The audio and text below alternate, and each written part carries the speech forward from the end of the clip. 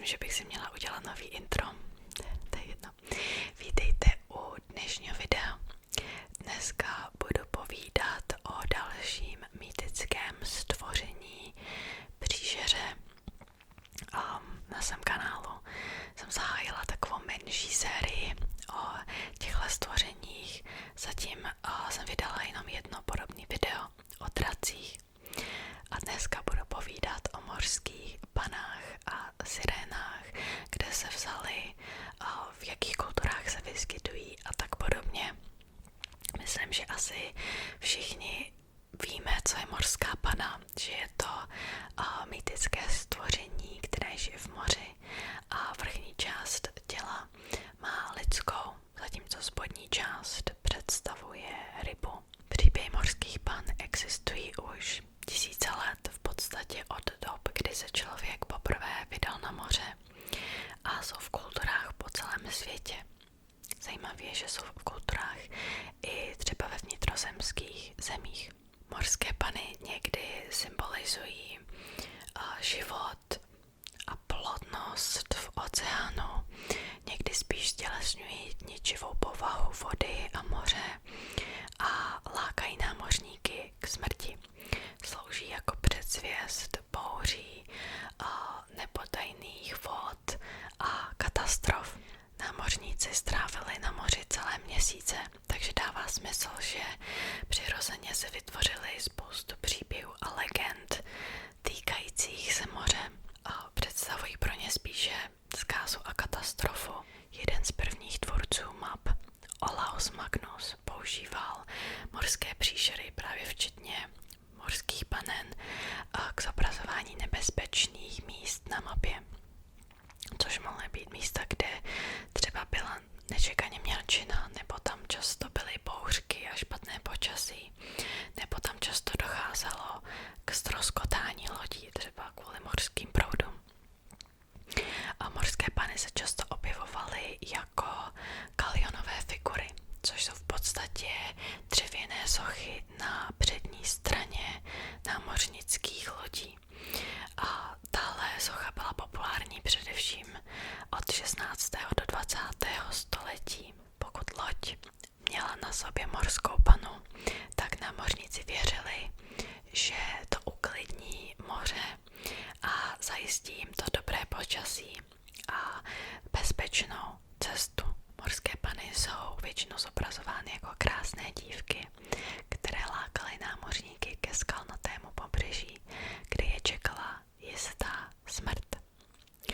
Přesně se neví, kde se vlastně vzali. Archeologové našli záznamy v mezopotámské mytologii o bohovi Oans, což byl mužský bůh ryb. A tohle bylo více než před 5000 lety. Jedna z prvních legend mořských pan se objevila v Sýrii kolem roku 1000 před naším letopočtem, když se bohyně Atarkadis vrhla do moře a vzala na sebe podobu ryby. Ostatní bohové ji ale nedovolili vzdát se své krásy a proto pouze spodní část těla proměnili v rybu a první část těla a její krásu si tak mohla ponechat. Mořské panny se také objevují v britských a keltských příbězích.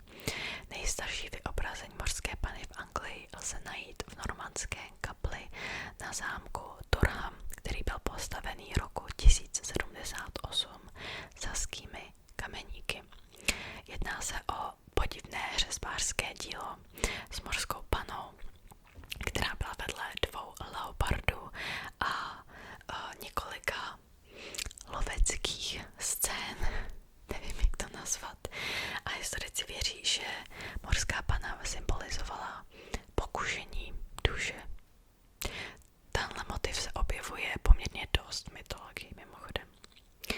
Teď teda si řekneme, jaký je rozdíl vlastně mezi sirénou a mořskou panou, protože často jsou tyhle výrazy zaměňovány. Dokonce ve francouzštině slovo siréna znamená mořská pana, ale moc lidí neví, že jsou to v podstatě úplně jiné mýtické bytosti. Siréna je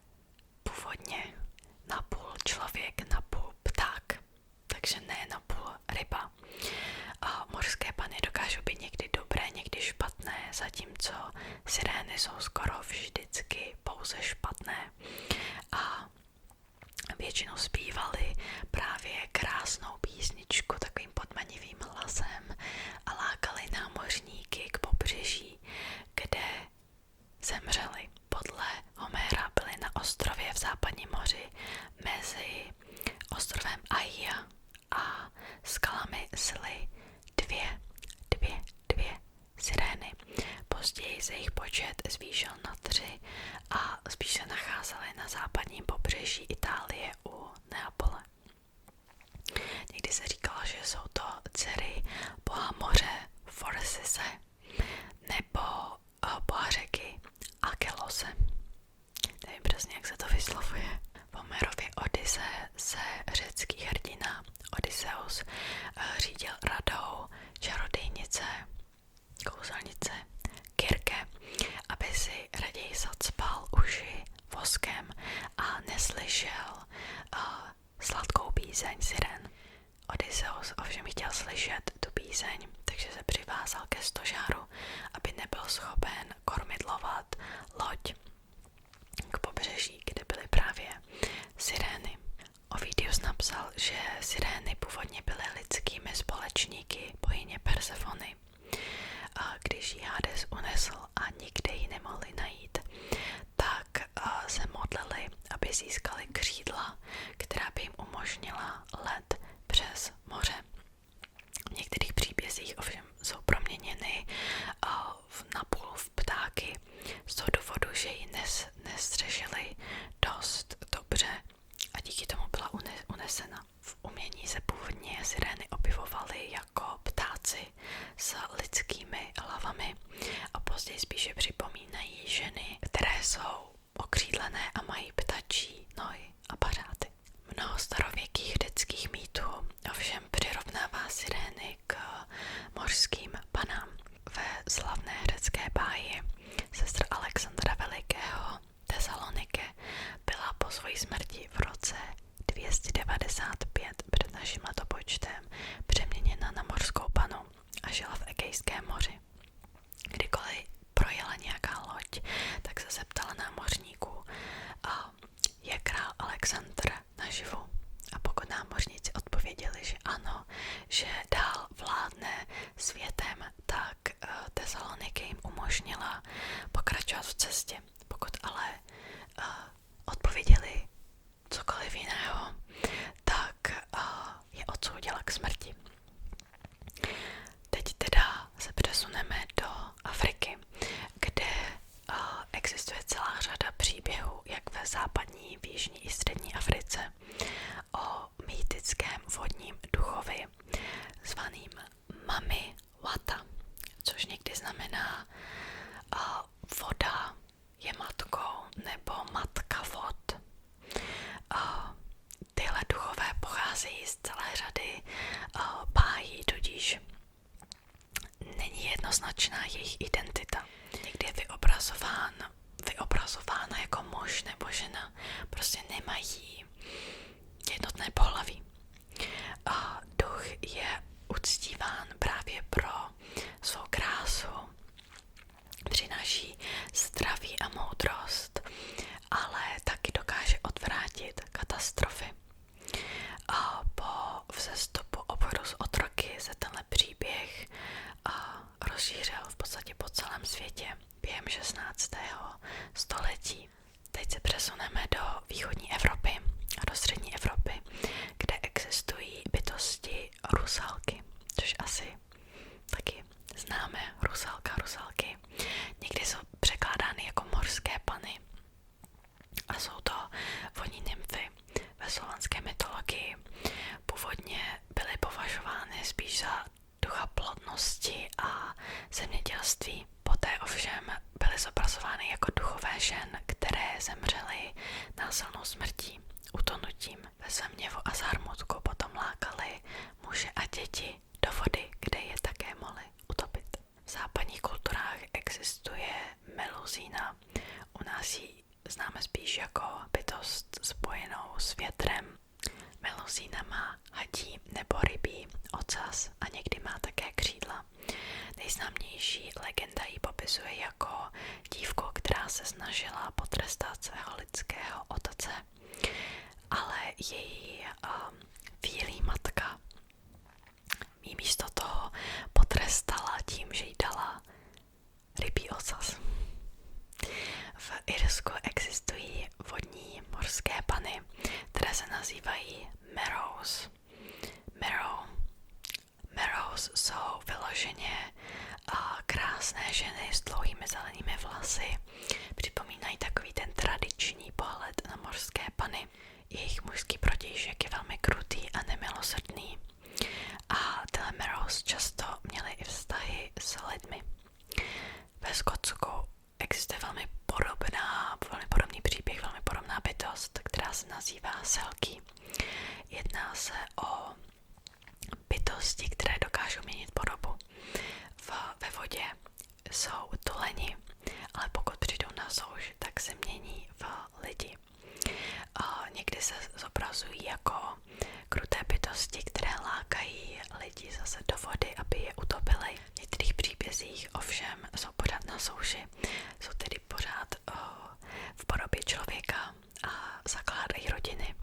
Většinou tyhle příběhy ovšem mají tragický konec, kdy se se svým protějškem snaží vrátit do vody, do oceánu, nebo rodinu opustí.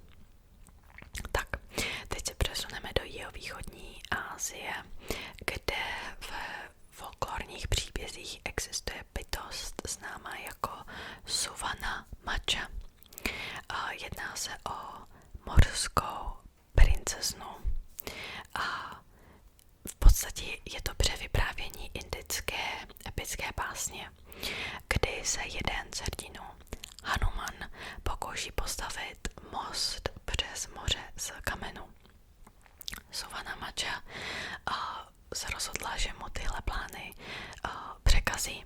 Nakonec se ale do sebe zamilují a ona mu pomůže dostavit most. V těchto kulturách je morská panna spíše považována za symbol štěstí a často je vyobrazována na různých stuhách, ilustracích a tak podobně. Například v Kambodži, v Thajsku a Laosu. Tak, teď se přesuneme do umění a literatury. Začnu asi úplně nejznámější pohádkou, což je pohádka Malá mořská víla od Hanse Christiana Andersena, která byla vydána v roce 1837 v dánské Kodani jako součást sbírky dětských povídek.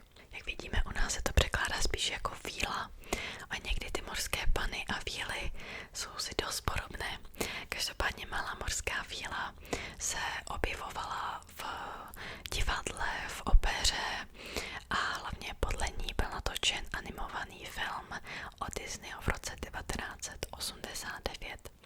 Každopádně ta Disney verze a Andersonova verze jsou úplně jiné. V Disneyově verzi má příběh šťastný konec, kdy si Malá mořská víla vezme prince, když to v původním příběhu se víla vzdá svého jazyka, aby mohla získat nohy. Každopádně, kdykoliv šla po souši po svých nohách, tak jí to působilo neskutečnou bolest. Navíc princ si vzal někoho jiného, tudíž Malá mořská víla neměla způsob, jak zlomit kletbu. Pokud vím, tak mohla zabít prince a jeho choť. Každopádně se rozhodla, že místo toho se obětuje a stala se morskou pěnou. Někdy je to tam popisováno jako, že žila s duchy vzduchu. V roce 1909 pak dánský sochař Edvard Eriksen vytvořil sochu inspirovanou právě Andersonovou pohádkou a tahle bronzová socha pořád do dnešní doby je velmi populární turistickou atrakcí a ikonou Kodaně. Od roku už 1913, kdy byla odkryta. Tak, teď se přesuneme do Anglie, kde vytvořil portrét královny Alžběty pozadí si můžete všimnout morské panny, která byla vytesána do jejího křesla. Historici neví, jestli se jednalo pouze o typický symbol renesanční doby, nebo jestli to mělo symbolizovat sílu Alžběty na moři a její silné námořní flotily, nebo jestli to spíše zobrazovalo moc samotné Alžběty. Zajímavé je, že morská panna byla spojována i s Marií královnou skotskou. Marie byla sestřenicí Alžběty a její rival. V podstatě po smrti Marijina manžela Henryho Stuarta se začaly tyhle ilustrace objevovat všude po Edinburgu. Tyhle plakáty se začaly objevovat v roce 1567 po vraždě jejího druhého manžela Henryho Stuarta. Vlastně těsně předtím, než si měla vzít svého třetího manžela Jamese Hepburna. Ilustraci zobrazovali jako morskou panu, která měla symbolizovat pokušení a prostituci. Zatímco její manžel byl zobrazován jako zajíc, který měl symbolizovat chtíč.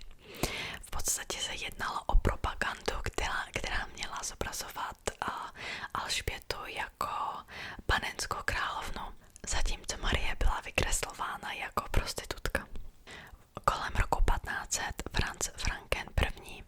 vytvořil malbu Loď státu, která zobrazuje španělskou loď naplněnou katolickými hodnostáři, kteří se pokouší navigovat cestu po zrádných ostrovech, kde jsou sopky, meteority, obři a vlci.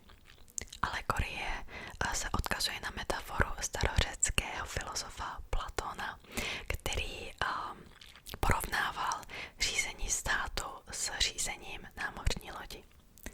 Ne s řízením firmy. Tahle malba krásně zobrazuje právě politické napětí mezi Evropou a Španělskem a protestantskou spourou proti římskokatolické církvi. V přední části obrazu jsou dvě morské panny, které se obdivují ve zrcadlech. Morské panny mohou představovat nebezpečí právě související se ztroskotání lodi příliš blízko skal, nebo také marnost. Potom v roce 1883 James Clark Hook vytvořil obraz Catching a Mermaid, který krásně spojoval realitu a dětskou fantazii.